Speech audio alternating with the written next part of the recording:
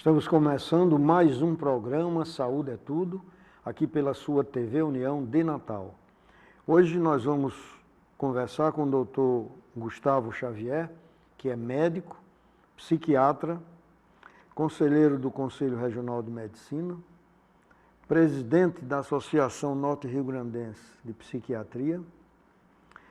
Também ele é coordenador técnico da Câmara Técnica e estudando já, quer dizer, como aluno sobre o direito médico. Então, o Dr. Gustavo Xavier nos vem hoje aqui falar de um assunto extremamente palpitante, que seria a dependência de tecnologia e o uso nocivo das redes sociais. Isso está um negócio muito entrosado dentro do nosso dia a dia.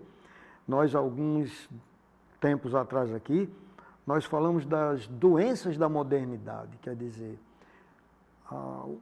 as coisas modernas, a tecnologia vindo, maravilhosa, muito bem-vinda, mas com elas, às vezes, vem algumas coisas que são prejudiciais à nossa saúde. Então, hoje nós vamos conversar com o Dr. Gustavo Xavier, que ele vai nos mostrar algumas coisas. E a minha pergunta seria assim, hoje em dia, Gustavo, o homem vive sem a tecnologia? Na realidade, doutor Marcos, o homem moderno, né, a gente considerando o homem sapiens, e outras espécies humanas, elas nunca viveram sem tecnologia.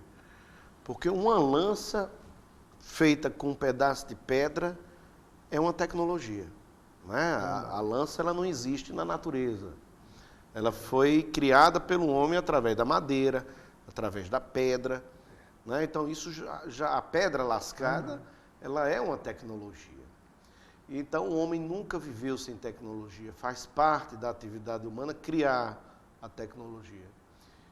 O arado, pode-se dizer que foi a grande tecnologia que mudou na Revolução Agrícola, porque você pôde plantar com mais rapidez, não é? Semear e colher.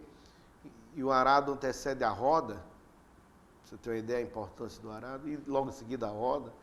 E tantas outras tecnologias, chegamos hoje a poder, através de espaçonave, sair do nosso planeta e ir para outro. Então, um salto fantástico. Essa tecnologia ela é a favor do homem, foi por conta dela que nós estamos aumentando nossa vida, nossa expectativa de vida, mas também foi por conta da tecnologia que trouxe as doenças, que trouxe a guerra, que trouxe a morte através das armas. Então, na realidade, nós temos que saber conviver com a tecnologia, né? Porque nós dependemos dela, porque nós que criamos ela para poder sobreviver. É verdade. E tudo que nos deixa assim, uma dependência não é muito bom, não é verdade? Eu lhe pergunto, no caso assim, a internet, ela causa uma dependência? Desde 1998, uma autora chamada Kimberly Young, ela levantou a hipótese da dependência da internet. E hoje, os grandes especialistas no assunto acreditam realmente nessa dependência. Né? A dependência da internet, ela se caracteriza como outras dependências químicas, muito semelhantes. Né? Porque causa cada vez mais um aumento de horas na internet, você fica ligado, dependendo daquela interface, irritabilidade, não é? Alterações do sono, cada vez mais você nega que é dependente, que é uma característica dependente, você negar que não é dependente daquilo, e várias outras alterações do humor, e principalmente quando você fica sem a internet, né, dá uma espécie de síndrome de abstinência. Você quer loucamente procurar o Wi-Fi, procurar um computador. Quando a bateria do celular cai, você entra em desespero. Então, realmente, todas aquelas características semelhantes à dependência a substâncias químicas, a dependência à internet, ela é extremamente parecida. Isso que você está dizendo é uma realidade muito grande. O pessoal que está assistindo o programa vai entender perfeitamente o que eu vou dizer aqui agora. As pessoas que têm casa na praia e que às vezes a praia não tem internet. pessoal jovem não vai, não. Exatamente. Não tem internet, não vai. Quer dizer, eles deixaram de olhar a paisagem, de aproveitar o ar puro e não puderam se separar realmente da informação, dos programas que tem lá na internet. E isso não é uma coisa boa. Né? Não, porque você fica prisioneiro de uma situação. Quer dizer, o repertório da vida ele é muito extenso, né? Você ter atividade física, você entender a natureza, você participar de reuniões com os amigos, de conhecer novas pessoas. E quando você fica confinado a uma rede social virtual, você acaba substituindo aquele repertório real por um repertório que é fantasioso, que popularmente se chamou de avatar, que você cria um avatar de si mesmo. É tanto que nas redes sociais, preste atenção, até mesmo no perfil do WhatsApp, não é uma foto sua do seu cotidiano. É uma foto geralmente glamurosa, uma foto que não é você verdadeiramente. Né? Então você cria um personagem de si mesmo. E ali nas redes sociais você monta uma vida paralela. Algumas pessoas fazem dessa vida paralela o eixo principal de sua vida. Então não faz sentido ir para uma praia que não tem Wi-Fi, que não tem internet, porque é como se ela estivesse abdicando dessa primeira vida que ela está priorizando. Isso no jovem, no adolescente, é algo que é muito grave, porque é exatamente a época onde você está aprendendo as coisas, onde a plasticidade cerebral é maior, a área pré-frontal, que é a área à frente, né, do lobo frontal, ela é a área do discernimento, é onde todas as complexas interações neuronais estão ainda se solidificando. Isso acontece até os 25 anos. Então, qualquer trauma químico, psíquico ou de outra natureza que interfira nesse processo, você vai ter um comprometimento para o resto da vida. Por isso que o uso de drogas, né, nessa época, ele é muito prejudicial. E, no caso, você usar muito a internet ou as redes sociais de uma maneira compulsiva, porque tem pessoas que passam praticamente mais de 12 horas na rede social. Isso é nocivo, sem dúvida. Inclusive, a gente olhando assim, pouco tempo atrás, esse mesmo exemplo que eu dei aqui de ir para a praia, numas férias, primeiro o pessoal não queria ir, já por outro processo, porque lá não alcançava o telefone. Então eles ficavam sem o telefone.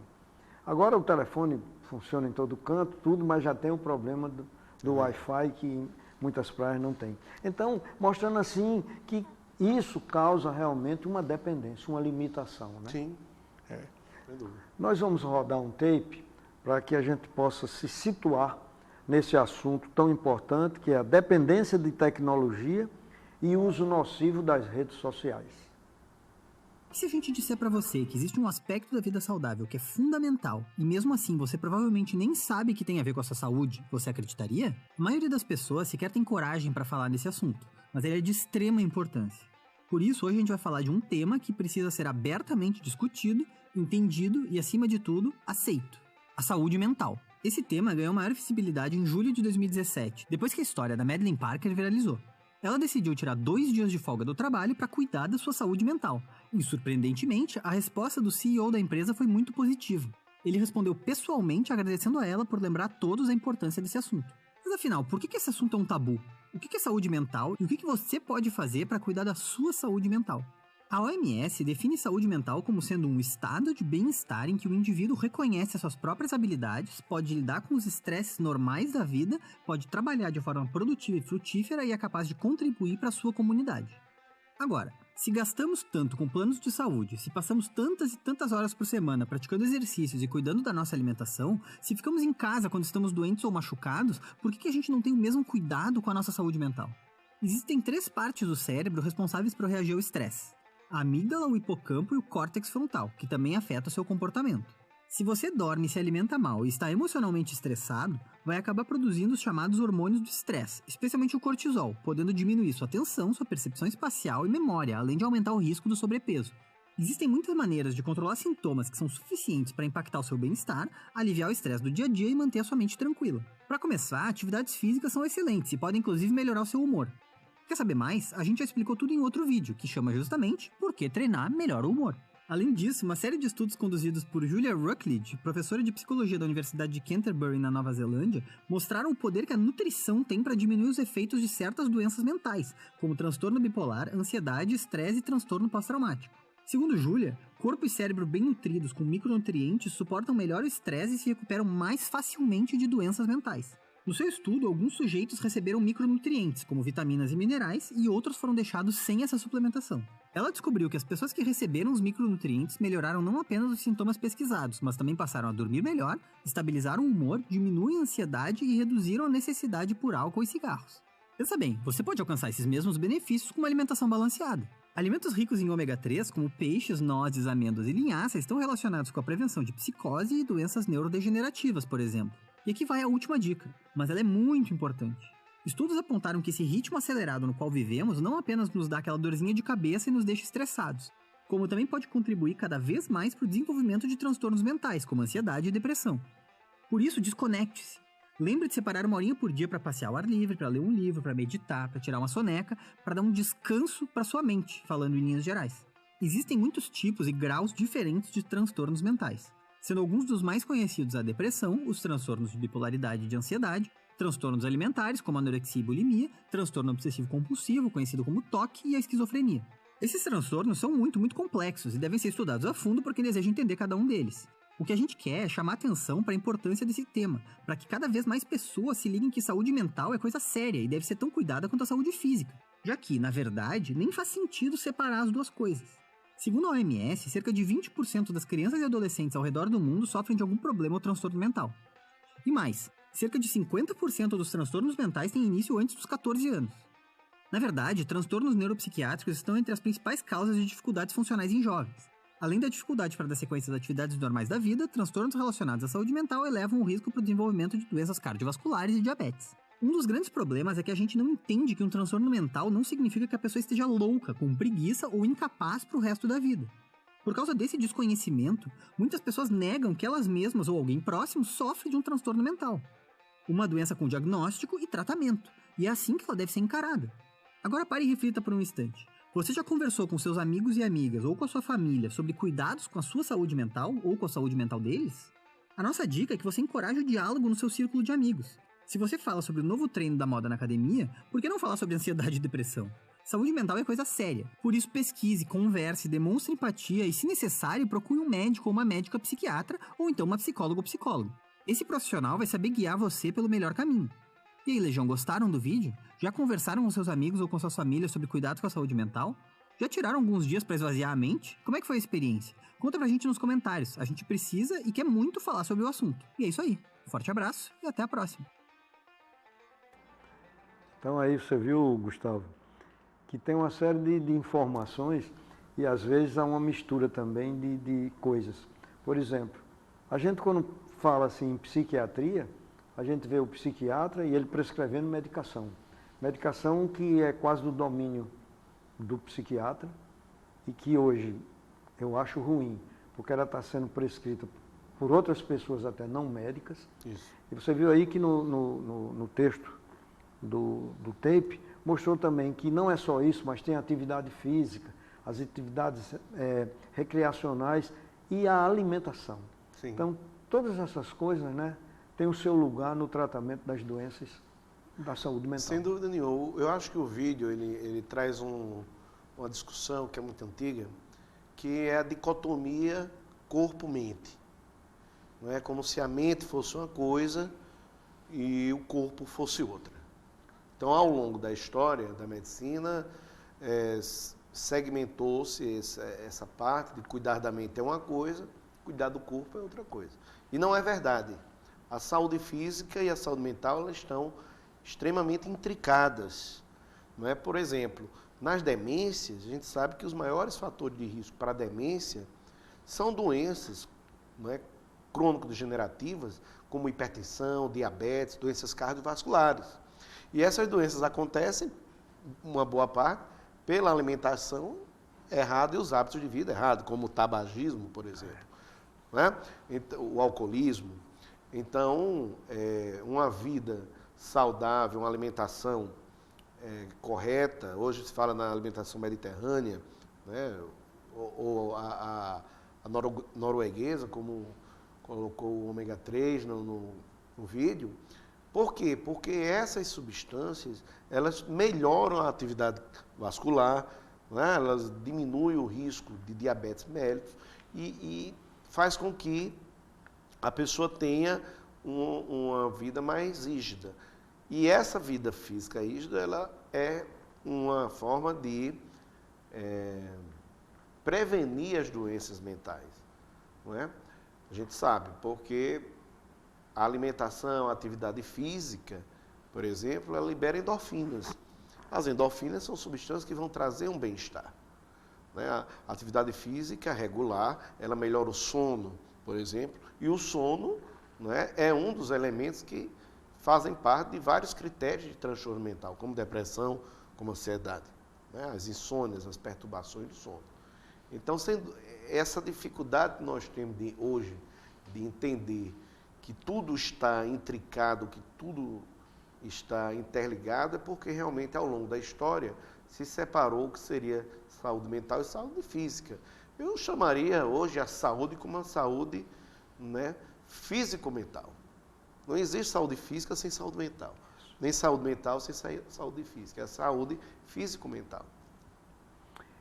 E nós vamos aproveitar aqui e perguntar uma coisa importante para os pais que hoje estão, assim, rapidamente estão permitindo os filhos a utilizarem as redes sociais, faz parte já da rede, assim, normal da vida. Eu perguntaria, doutor Gustavo, quais são os principais usos inadequados nas redes sociais? Hoje a gente percebe que o grande problema, principalmente crianças e adolescentes, é o tempo em que se passa nas redes sociais. Inclusive, os estudos, as revisões, as meta-análises de hoje trabalham focando como uma forma de intervenção, de tratamento, diminuir o tempo de acesso a essas redes.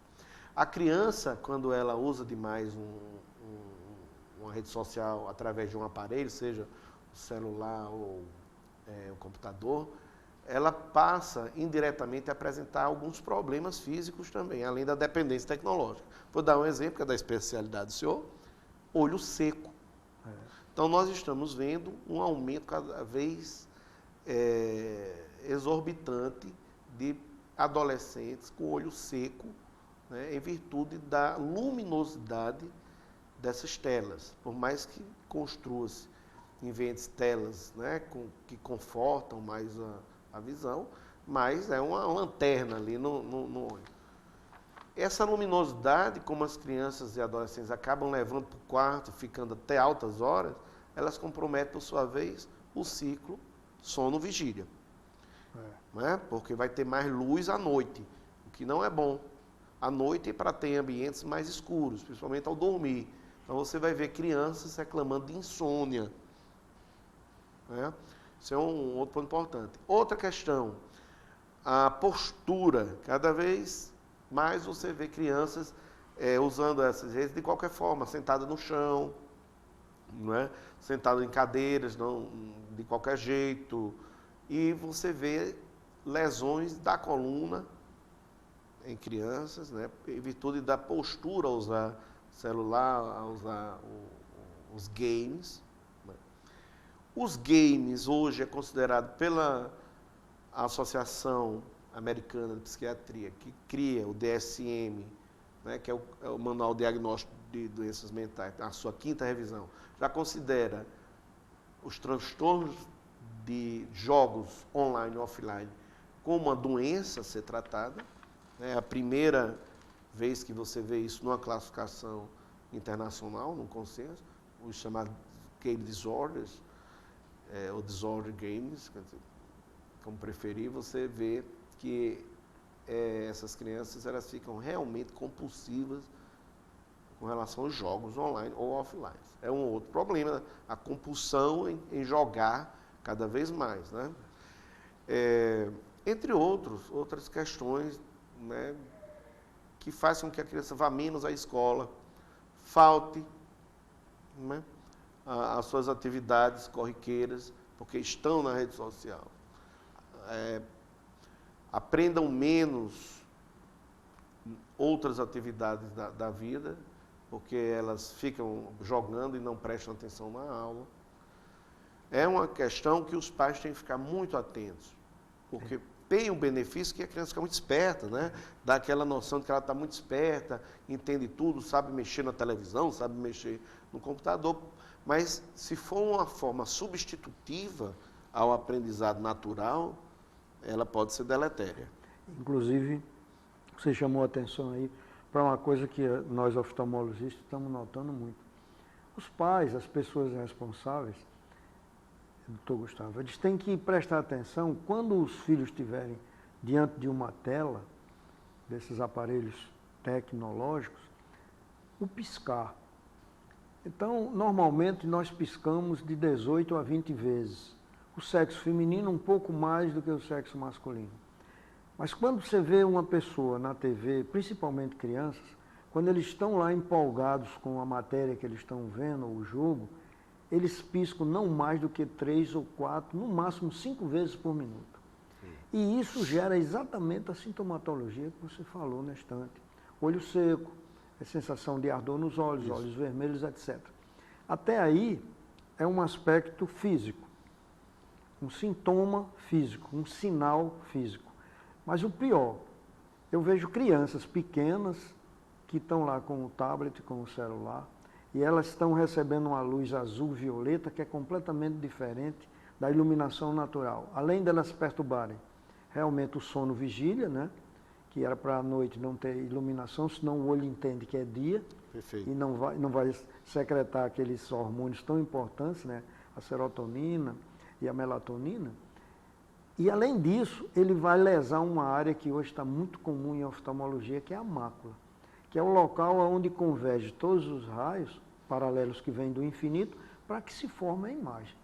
Então nós estamos encontrando uma série de alterações na mácula, que primeiro era DMRI, ou seja, doença macular relativa à idade. Ou seja, apareceria numa idade bem avançada e agora a gente está encontrando em pessoas jovens. Então isso que você falou aí tem uma importância muito grande mesmo, essa diversificação dessa tecnologia maravilhosa, mas causando no adolescente, no jovem, até no adulto, essas alterações que podem alterar a vida da pessoa. Né? Eu noto muito isso também, a parte psicológica, né? Eu às vezes estou num restaurante e vejo lá a família todinha sentada na mesa, ninguém conversa um com o outro, porque cada um está no celular, sorrindo e brincando com o que está ali, quer dizer, eles não estão ali. E existe um termo para isso, né? É o phone snobbing, que é você esnobar a conversa do outro. Você fica no celular, a pessoa fala, você pois não, mas você está mais interessado naquela conversa pelo celular do que na conversa real, né? Que alguns chamam de phobing, ou phone snobbing. São termos americanos que vão captando esse novo comportamento. Então, essa diminuição da interação social pela interação virtual também é deletéria, porque você veja que você talvez perceba que os adolescentes, alguns adultos, eles não conseguem mais dialogar e ter uma conversa fluida. Hoje uma conversa muito mais telegráfica, uma conversa simbólica, porque a imagem ela é um símbolo. Então você manda um emoticon do que, né, as abreviaturas, não é verdade? Por que isso? Porque nós estamos numa sociedade que eu chamo uma sociedade que é a Face Insta Zap. Face porque Surface ela é superficial, Insta porque ela é instantânea e Zap porque ela é rápida. Então ninguém tem mais paciência de escutar um discurso. Todo mundo fica impaciente, quer que a pessoa fale palavras-chave, não é? Então, uma aula magna, por exemplo, em medicina, você não vê mais. as aulas magnas que você ia assistir o professor dando aquela aula, falando e todo mundo concentrado. Isso não existe mais. Agora você tem que apresentar em 10 minutos um conceito e muito visual. Não é? As pessoas querem slides. Não é? Acabou a explanação, a oratória, e sim uma explanação visual. Então é um novo comportamento que é da modernidade, mas precisa ser reavaliado, porque nós somos ainda seres sociais no corpo a corpo. Né? O convencimento é no corpo a corpo, né? Os sentimentos de amor, os sentimentos de apego, o ser social, ele é no corpo a corpo. Inclusive, só complementando, existe um pensador, um pesquisador judeu, o Yuval Harari, que é do livro Sapiens, que ele traz um conceito que hoje está dominando as discussões, que é o cérebro social. O Sapiens, o Homo sapiens, ele não evoluiu para ser mais inteligente do que o Neandertal. Isso é uma proposta, uma proposição, uma hipótese de Yuval Harari, baseada em várias pesquisas. Ele sobreviveu porque o Sapiens era mais social. Eles se comunicavam melhor entre eles. Né? Então, eles combinavam mais para caçar. Não era só a força física do Neandertal, por exemplo. Então, eles juntavam 20, 15 pessoas e conseguiam fazer a caça e conseguiram se expandir ao longo de toda a superfície terrestre. Então, essa socialização foi que conseguiu que o homem tivesse sucesso, o Homo sapiens. E nós não podemos correr para trás. A gente tem que se socializar de uma forma saudável. Que a interface homem-máquina é um tipo de socialização que nós ainda não estamos dominando de forma, digamos assim, positiva. Ela tem tido grandes prejuízos, principalmente quando você usa a rede social para mentir sobre si. Muito bem. Nós estamos com o Dr. Gustavo Xavier, que é psiquiatra, e está aqui conosco trazendo uma coisa bem moderna, uma explicação bem moderna sobre como usar bem as redes sociais e a modernidade da internet. Porque está gerando uma série de problemas, e mais na frente ainda virão mais outros. O pessoal, às vezes, perde a oportunidade da convivência com os amigos e com a família, porque estão muito atentos ao celular, ao que está se passando naquele mundo virtual. Portanto, nós vamos encerrando aqui o primeiro bloco, e no segundo nós vamos dar continuidade, mostrando esse mundo novo, maravilhoso, mas que a gente tem que ter cuidado para usá-lo adequadamente. Voltaremos dentro de um minuto.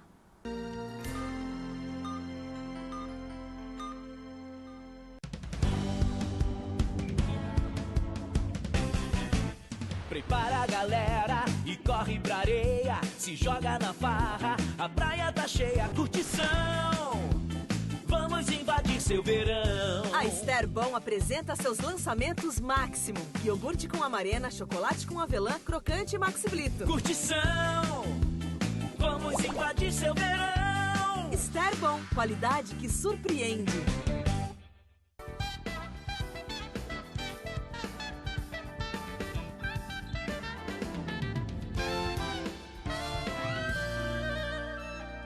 Hotel Oasis, localizado na cidade de Açu, recebe hóspedes de toda a região do Vale, também de outras regiões e estados, por possuir ótimas instalações, café da manhã, área de lazer e com o precinho que você procura. Precisando se hospedar? Essa é uma grande dica. Hotel Oasis, tudo para o seu conforto.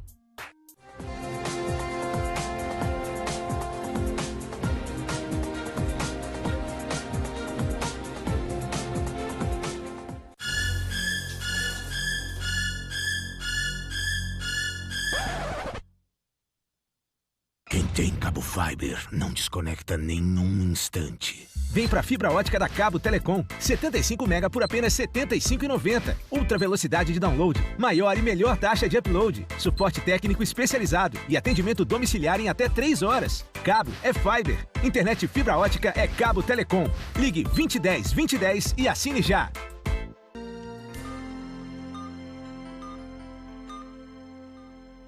Estamos começando o segundo bloco do programa Saúde é Tudo. Hoje nós estamos aqui com o Dr. Gustavo Xavier, que é psiquiatra, e nós estamos falando sobre dependência de tecnologia e o uso nocivo das redes sociais. Doutor Gustavo, uma perguntazinha aqui que é muito assim, para algumas pessoas já mais antigas, o termo é esquisito, mas para os jovens, que também ocupam uma ala grande aqui do nosso programa, o nosso programa é assistido pelos estudantes de medicina da faculdade, e outras pessoas interessadas. Eu pergunto, o que é essa neossexualidade e os relacionamentos virtuais? Isso é um assunto que está em vigência e que nós estamos percebendo no dia a dia, nos consultórios, nas conversas. A neossexualidade. A neossexualidade é uma sexualidade que ela tem agora elementos, né, mais do sentir, do curtir, né, do que construir um relacionamento. Então, como eu falei antes no primeiro bloco, uma sociedade superficial, veloz, instantânea, ela não dá mote para relacionamentos mais maduros. Então, a neossexualidade, ela não quer apego, né? Ela quer uma coisa fugaz.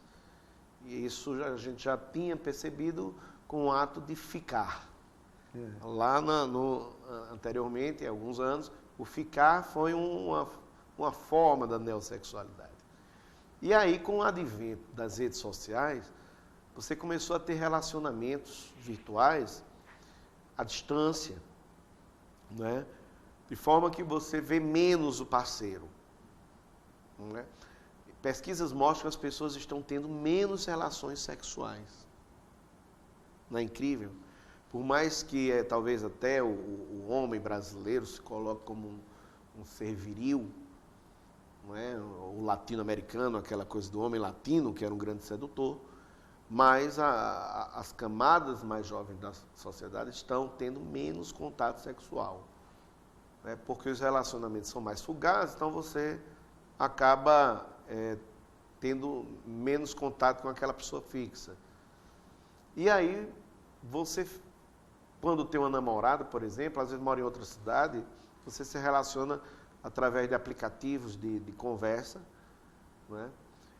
Os nudes é uma manifestação clássica da neossexualidade. Você, em vez de ter o contato íntimo e ver outro despido, você pede a foto. Não é um contato virtual. Aplicativos de encontros. Né? O mais famoso é o Tinder, sem querer fazer propaganda. Mas são aplicativos em que você mostra o seu perfil, a sua foto, lembra imagem, que não pode ser, de repente, sua foto verdadeira, pode ser uma foto falsa, fake, e a outra pessoa do outro lado faz também uma foto. E há um match. E a partir daí as pessoas começam a se relacionar. Quer dizer, o encontro passou a ser um encontro virtual também, né? Baseado no visual, numa foto, que pode ser um elemento simbólico. Há muita frustração quando encontra o outro fisicamente e vê que não era aquela pessoa, mas você desenvolveu uma espécie de fascínio pelaquela pessoa nas redes sociais e aí passou a encontrá-la. A questão dos perfis na rede social cada vez mais erotizados, sensualizados, faz com que isso enseje uma série de comportamentos também na sexualidade. O aumento, essa neossexualidade, ela predispõe ao aumento das traições, né, dos múltiplos parceiros, porque você, pelo celular, você pode ter várias namoradas, se comunicar com várias e nenhuma ficar sabendo da existência da outra.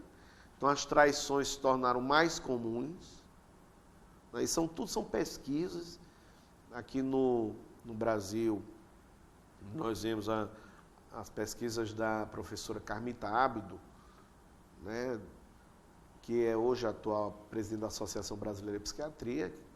Né, quem quiser fazer pesquisar o nome da professora Carmita Ábido, ela vai mostrar o aumento das traições, inclusive nas idades mais avançadas, porque a tecnologia ela chegou para todos.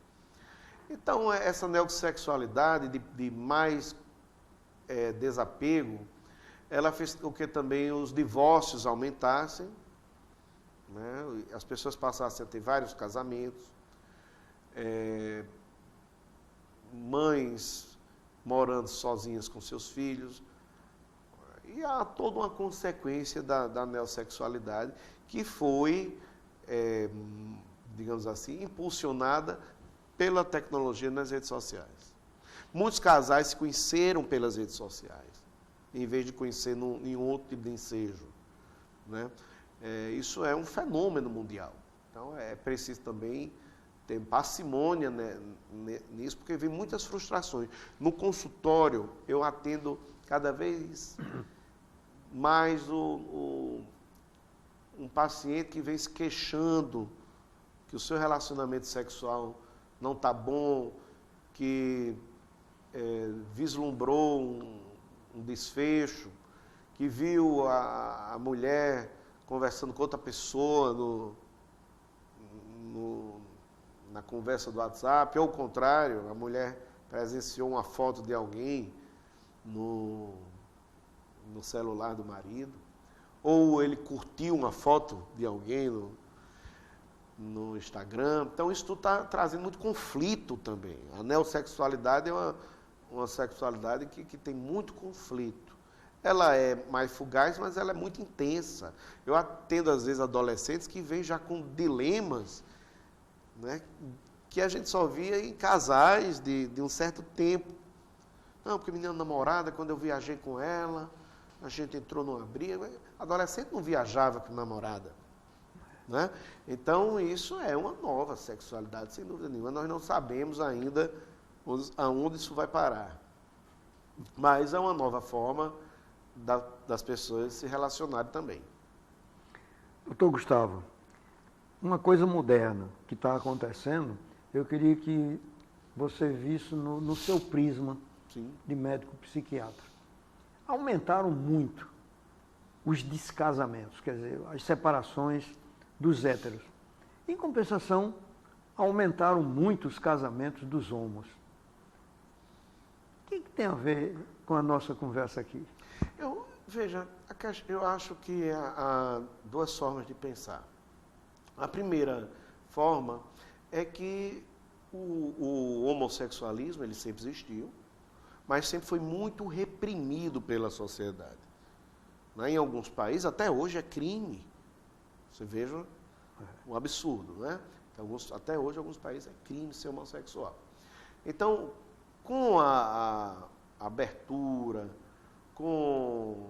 inclusive política de alguns países, né? Com a democracia, o entendimento das pessoas em aceitar as diferenças, as pessoas passaram a assumir mais. Aí você enxerga mais os casais homoafetivos. Eles não se escondem, apesar do preconceito muito grande ainda na sociedade, eles não se escondem mais. Talvez dê uma impressão de que tenha mais homossexual do que antigamente. As pesquisas mostram um aumento nas relações homoafetivas, né, ao longo do tempo. Há também as pessoas assexuadas, né, um percentual muito pequeno, 2%, 3% talvez, pessoas que não têm nenhum gosto por sexo, né, elas não se sentem bem. Do ponto de vista neurobiológico, acredita-se que o cérebro do homossexual ele já tinha aspectos semelhantes ao do sexo oposto desde o início. Né? Um homem, quando você compara imagem, na neuroimagem, um homem homossexual já teria semelhanças com, né, a mulher. E isso, eu acredito que é mais um fenômeno social do que biológico. Né? As pessoas estão assumindo mais que não há repressão que existia antes. As redes sociais fazem com que você tenha mais coragem de assumir e tenha mais contato com experiências sexuais. Uma coisa importante, tem muito homossexual que talvez ele tenha tido experiências diversas, né? E aí ficou confuso. Há muito paciente com confusão ainda sobre sua sexualidade.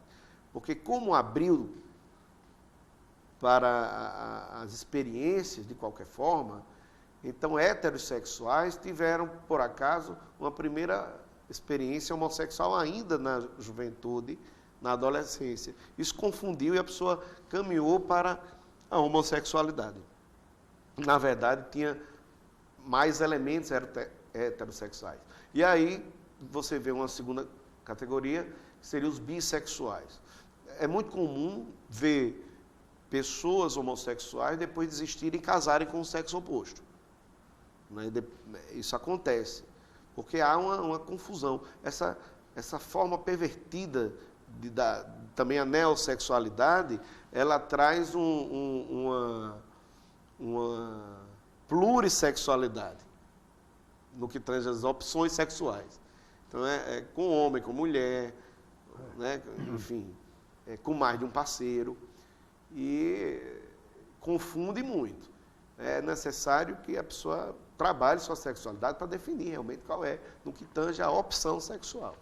Então, eu vejo por esse lado, não vejo que é uma questão biológica, eu acho que é uma questão realmente social, que as pessoas passaram a assumir mesmo, mas tem um grupo que está muito confuso em virtude da propaganda excessiva, como se fosse certo ser de um jeito, errado ser de outro, ele fica ali e não consegue exercer a sua sexualidade. Estamos fazendo um programa hoje assim bem diferente com o psiquiatra Dr. Gustavo Xavier, que é psiquiatra e tem um estudo muito completo sobre o que vocês estão vendo, como ele facilmente se desloca nessa coisa tão moderna, que são as dependências tecnológicas e o uso nocivo das redes sociais.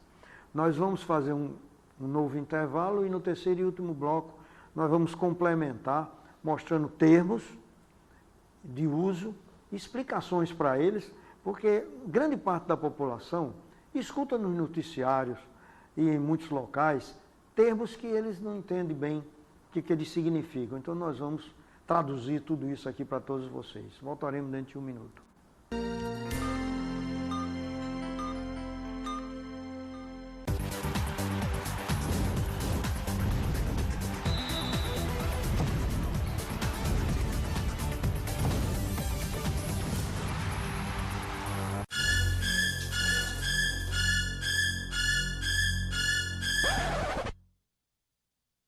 Quem tem cabo Fiber não desconecta nenhum instante. Vem pra fibra ótica da Cabo Telecom. 75 mega por apenas R$ 75,90. Ultra velocidade de download, maior e melhor taxa de upload, suporte técnico especializado e atendimento domiciliar em até 3 horas. Cabo é Fiber. Internet fibra ótica é Cabo Telecom. Ligue 2010 2010 e assine já.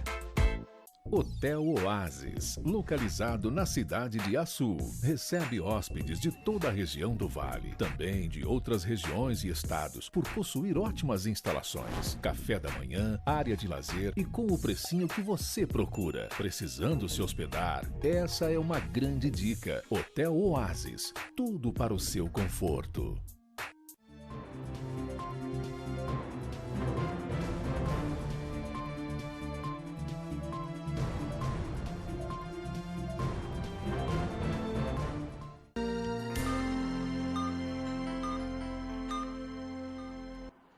Estamos voltando com o programa Saúde é Tudo, no seu terceiro e último bloco, em que nós vamos mostrar alguns termos que o Dr. Gustavo Xavier nos vai mostrar o seu significado. Por exemplo, doutor Gustavo, nomofobia. O que vem a ser isso? Nomofobia é um termo também cunhado nos últimos anos, é coisa nova, que significa o medo de ficar sem comunicação. É extremamente comum. Esse medo ele veio principalmente com o advento do celular e dos smartphones. Então você esquece o celular em casa, sai de casa, chega no trabalho e ficou apreensivo, completamente ansioso, desorientado e vai em casa buscar o celular de volta, porque tem medo de ficar sem essa comunicação. E é verdade. Não é? É uma falta terrível. E é uma coisa. Então a nomofobia está dentro do espectro das dependências tecnológicas, né? Que você fica dependente. E ela se estende para vários medos de ficar sem comunicação. Por exemplo, a história da praia, você vai para um lugar que não tem Wi-Fi, vou ficar sem comunicação, eu não posso ficar sem comunicação, e se meus filhos não vão ligar para mim, e minha namorada não vai conseguir contato comigo, e aí gera uma série de conflitos, né? Porque as pessoas têm medo de depois perguntarem, mas você ficou fora de área? Não, você veja que é um novo termo também, fiquei fora de área. Então, a nomofobia é realmente um medo de ficar sem comunicação, tem medo de entrar no avião, um voo de muito tempo, e não conseguir se comunicar com a família, né? As próprias empresas aéreas já colocam isso como um diferencial. Tem acesso à internet, não é? Pode acessar um tipo de comunicação, haja vista o pleito dessas pessoas. Então, isso é prejudicial, porque você, às vezes, está no seu trabalho, e em vez de estar fazendo sua atividade, você está sempre checando se alguém mandou uma mensagem, não é? Se alguém postou alguma coisa nova na rede social, né?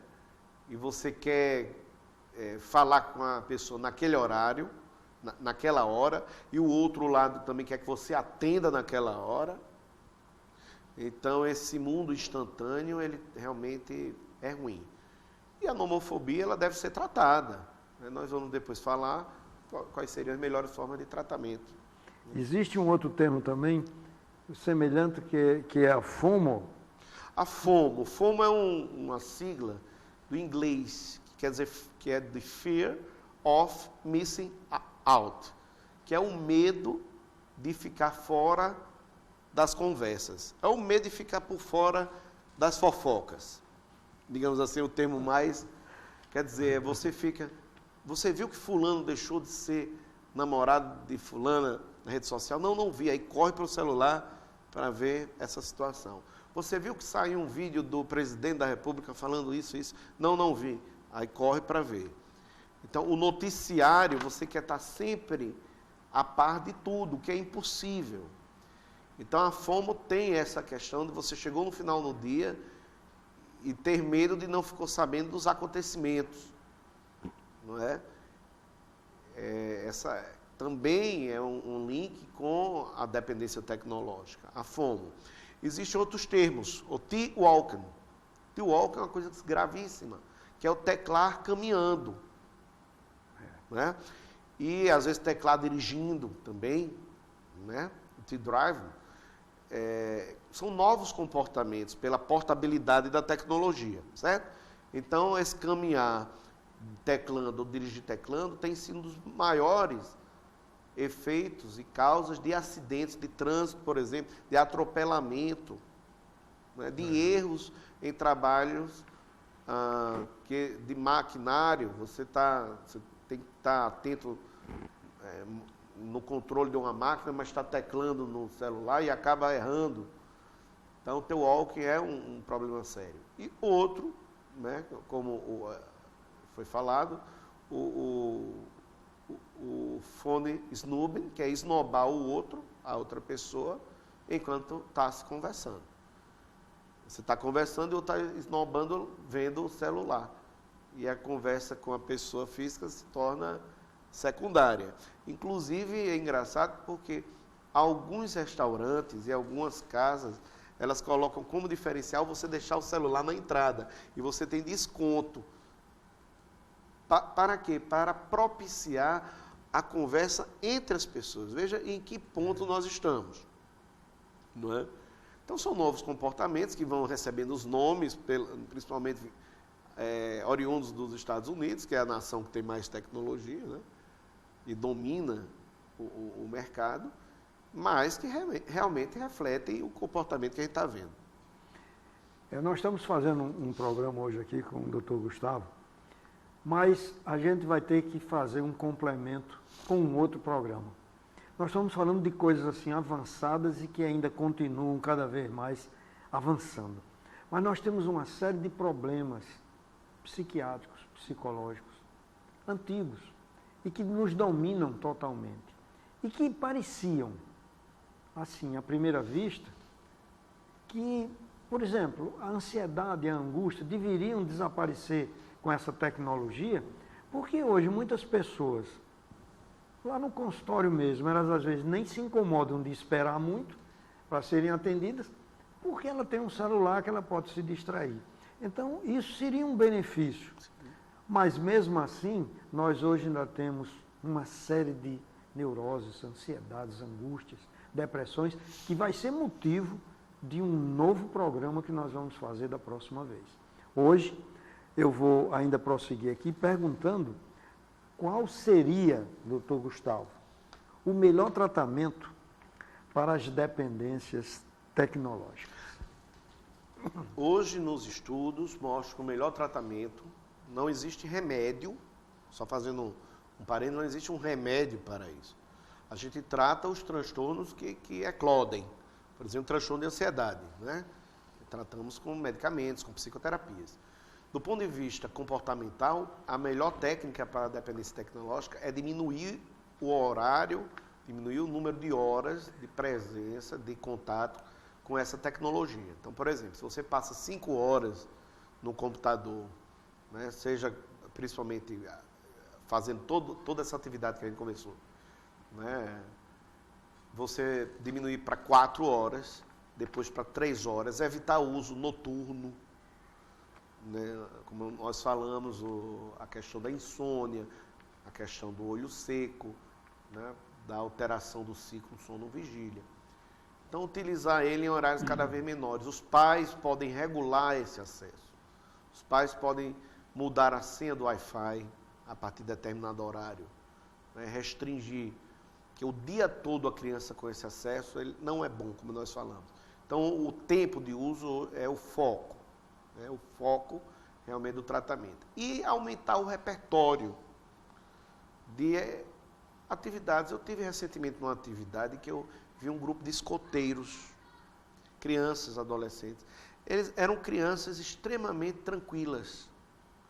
Eles não podiam usar o celular, estavam lá em atividades, né, físicas, atividades lúdicas, e conversando tranquilo entre elas, brincadeiras, aprendendo valores importantes, sem ser outros valores, e aumentar o repertório de atividade física, de atividade lúdica, extra-virtual, um repertório mais real. Eu diria que esse é o grande tratamento para a dependência de tecnologia. Muito bem. Então, eu perguntaria ainda outra coisa. Como é que a pessoa pode, Gustavo, ter uma vida assim saudável, sem, com isso, sem estar antenado no mundo moderno? O nosso interesse em trazer essas conversas não é demonizar a tecnologia. Como eu falei no início, o homem não vive sem tecnologia, porque foi o homem que criou a tecnologia, né, para o seu usufruto. Saber utilizar a tecnologia para que ela veio, né? Por exemplo, a rede social para se comunicar com as pessoas quando necessário, e não substituir aquela conversa real pelo celular, teclar 24 horas com a pessoa, porque não vai lá na casa dela e conversa pessoalmente. Mas saber para que serve cada aplicativo. Tem aplicativos muito importantes, por exemplo, os idosos, aplicativos que lembram o horário da medicação, o alarme, né? Aplicativos que hoje, por exemplo, para cegos, né, com sensores na bengala, utilizar as redes sociais para contatos profissionais, para divulgar o seu trabalho. Então, há formas muito saudáveis de utilizar a tecnologia, né? Pesquisa científica na internet. Antes nós íamos em bibliotecas e levávamos 1 hora para achar aquele volume, né, daquela revista científica que estava ali encadernada no fundo da biblioteca. Hoje você tem acesso a toda o inventário científico publicado no mundo, uma grande vantagem. E hoje em dia, doutor Gustavo, tem umas coisas que às vezes o paciente até confunde. Devido a esse progresso todo, muitas vezes o paciente quer substituir a consulta pela foto ou pelo tape que é mandado via WhatsApp. Isso. Não entende ele que o toque do paciente, que o exame físico feito na hora é diferente. Então, às vezes me mandam uma foto de um olho que está com conjuntivite e é difícil se fazer a avaliação daquela secreção que tem ali naquele Sem olho, dúvida.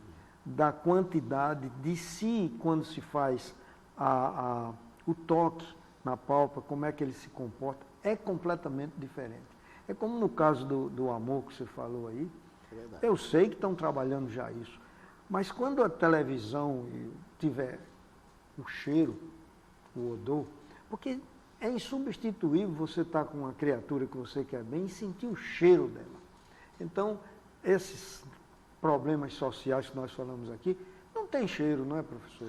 Então, eu acredito que o contato humano ele é insubstituível. Por mais que a tecnologia avance, é uma série de situações, né? É o tempo, é o momento, é o olhar, o tato, é o movimento, é o deslocamento, é o tipo de temperatura que está. Então, é insubstituível. E a telemedicina, ela já é uma realidade, mas ela tem que ser encarada como um modelo adjuvante. Nada substitui, no meu entender, e o Conselho Federal de Medicina ele vai, acredito, trilhar nesse caminho, nada substitui a consulta presencial. Nada. As outras consultas, elas são virtuais, elas podem mostrar um exame físico, um resultado do exame laboratorial, e você dizer, realmente está alto, está baixo. Quer dizer, você pode dar uma continuidade. Agora, o exame físico, a anamnese, por exemplo, psiquiátrica completa, né, que envolve a atitude do paciente, você vê como ele chega, né, você sentir aquela presença dele através de vários estímulos sensoriais, até o cheiro, paciente que está maltratado, com cheiro diferente, isso nunca será substituído. Precisamos realmente ter um movimento de saber utilizar a tecnologia de forma saudável, e é possível, e temos que saber, como eu escutei recentemente, que saúde mental hoje é chique. Né? Ter saúde mental virou um privilégio de poucos, nós temos que trabalhar ela com afinco. Pessoal, teve conosco o Dr. Gustavo Xavier, que é psiquiatra, e fez essa descrição brilhante de uma coisa moderna e tão problemática quando se torna assim em complicações médicas. Então, o Dr. Gustavo já está convidado. Eu sei que para ele não é tão simples vir aqui para o programa, passar 1 hora aqui conosco, mas nós vamos convocá-lo para nós vermos algumas coisas que são modernas porque fazem parte da nossa vida, mas que são antigas porque sempre existiram, que é a depressão e a ansiedade. Perfeito. Então, quero convidá-lo para o próximo programa. O convite está aceito. Tá, muito bem, então. Muito obrigado a vocês pela presença e até o próximo programa.